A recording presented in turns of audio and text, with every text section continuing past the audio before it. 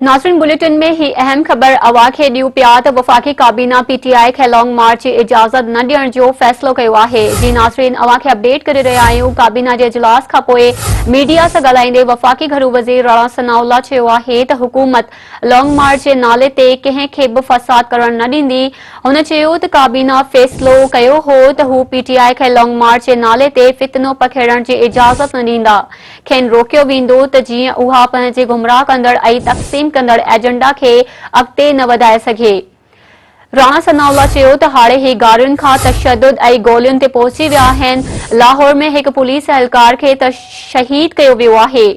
वफ़ाक़ी वज़ीर असद महमूद ॻाल्हाईंदे चयो त पीटीआई जो 2014 वारो धरड़ो मुइशियत खे तबाह करण लाइ हो। हाणे बि पीटीआई इहो ई चाहे थी।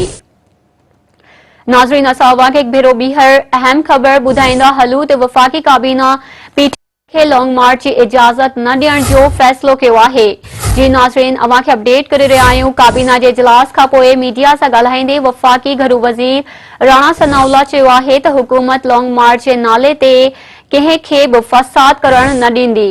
हुन चयो त काबीना फ़ैसिलो कयो हो त हू पीटीआई खे लॉन्ग मार्च जे नाले ते फितनो पखेड़ण जी इजाज़त न ॾींदा। खेनि रोकियो वेंदो त जीअं उहा पंहिंजे गुमराह कंदड़ ऐं तक़सीम कंदड़ एजेंडा खे अॻिते न वधाए सघे। जी नाज़रीन राणा सनाउल्लाह चयो त हाणे ही गारियुनि खां तशद्दुद ऐं गोलियुनि ते पहुची विया आहिनि। लाहौर में हिकु पुलिस एहलकार खे शहीद कयो वियो आहे।